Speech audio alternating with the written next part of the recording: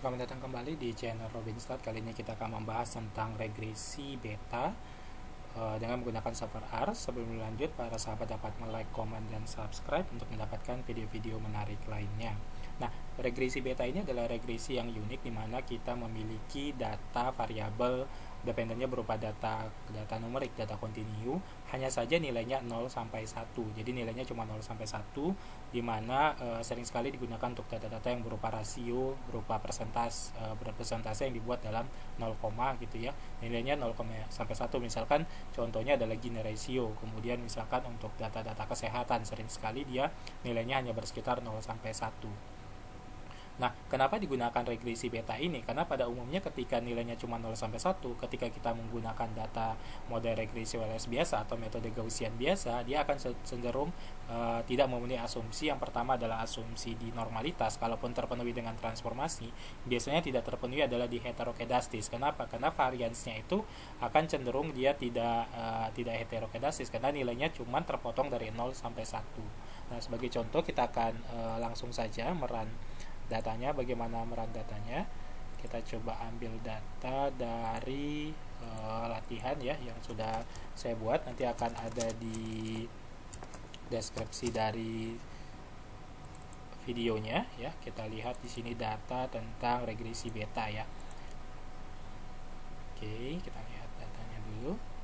Nah, di sini misalkan ada yields ini adalah komposisi zat X terhadap komposisi zat X itu di misalkan di tanah ya, tanah yang dikeruk ya, sekian satuan, dia nilainya proporsinya segini. Kemudian dipengaruhi oleh gravity ya, kemudian tekanan dan suhu, misalnya suhunya. Oke. Nah, kita masukkan datanya, kemudian kita akan coba lihat sintaks yang akan digunakan. Oke, untuk ininya kita lihat sintak beta ya, sintaks beta.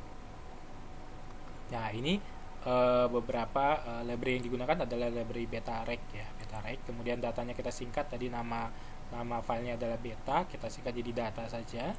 Kemudian ini sintaksnya adalah betarec yields dipengaruhi oleh variabel lainnya selain dari variabel yields tadi ya. Tapi kalau mau ditulis secara manual ya, kita bisa cari dulu data str dari beta ini, apa saja variabelnya.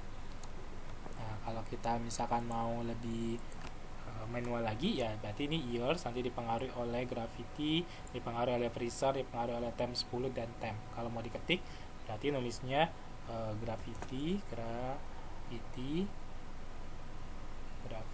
ya. Nah, ditambah dengan seterusnya. Jadi kalau ada 10 variabel, lama menulisnya tinggal pakai tilde titik. Nah, itu artinya selain si yields itu dianggap sebagai variabel independen ya. Ini modelnya. Ini summary modelnya ya. Jadi yang berpengaruh itu ternyata hanya suhu ya, suhu dan suhu 10 gitu ya. Ini ada ukuran suhu di bidang mungkin di bidang metalurgi ya, seperti itu. Nah, kalau kita misalkan tertarik hanya untuk gravity dan tekanan misalnya, atau tekanan dan suhu, jadi pressure gitu ya, ditambah dengan suhu, temperatur, tempe, tulisannya tempe sini ya. Oke, tinggal kita ginikan saja. Oke. Nah, seperti itu ya.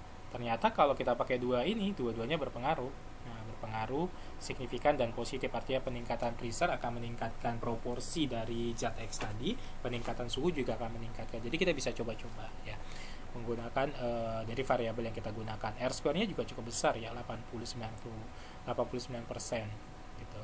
Kemudian beberapa asumsi yang bisa kita cek ya, asumsi multi-call, apakah ada terjadi multi-call?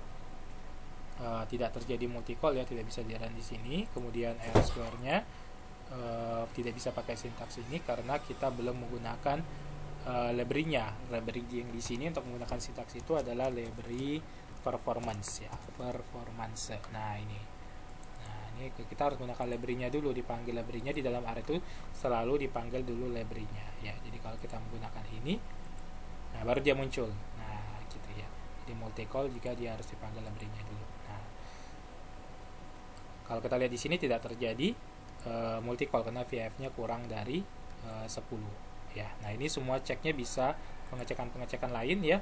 pengecekan untuk heterogenesis tidak perlu karena kita bukan menggunakan model Gaussian. Nah, pengujian outlier ternyata tidak ada terdetek ya. Nah, kemudian pengujian overdispersi tidak perlu karena kita menggunakan metode beta reg, bukan untuk uji misalkan untuk Poisson ya. Nah, kita lihat jadi dia akan memberitahu apakah kita diperlukan nggak uji ini gitu ya. Nah, ini biasanya kita pakai performance IC ini untuk melihat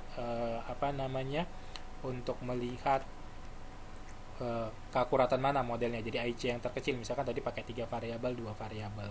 Kita juga bisa melihat nanti bagaimana sebenarnya bentuk data kita karena 0 sampai 1.